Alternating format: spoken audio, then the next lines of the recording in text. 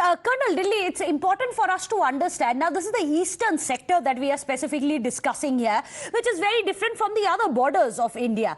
What are the specifications which are required to constantly surveil and ensure readiness at the LAC? LAC, which is very hard to reach, very different from the LOC, especially when it comes to the weather conditions, the hilly terrain, and of course the thick forest in some of the areas.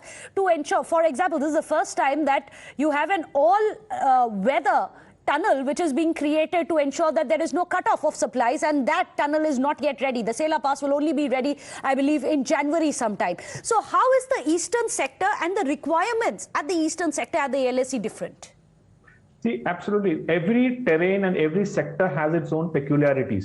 Now, what is happening, what we see here is completely different from what happens in the Ladakh sector. Absolutely. And what happens in the Ladakh sector is completely different from what happens in the western border too, that is with our Pakistan border. So therefore, each sector has its own peculiarities, its own challenges, and therefore our armed forces are such professional armed forces that they adapt themselves to that particular sector, what is the requirement. And a force like Air Force, Indian Air Force, what I know is that they are, they are so professional that they can adapt to each sector within a matter of, hours. Like, for example, if there are strike aircraft, they can carry out tasks in eastern Arunachal Pradesh, and then they can, carry out operations in Ladakh in the same kind of one operation itself.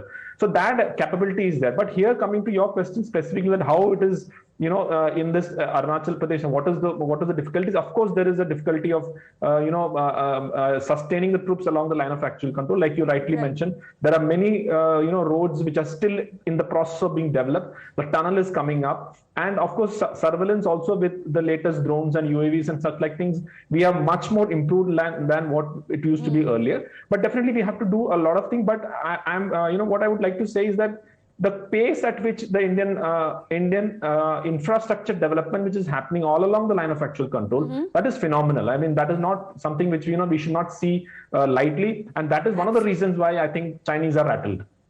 Yeah, which is perhaps one of the reasons why the frustration of the Chinese are now showing in these repeated aggressive bids that they've been making. But of course, all credit to the troops on the ground who have managed to successfully thwart all these attempts.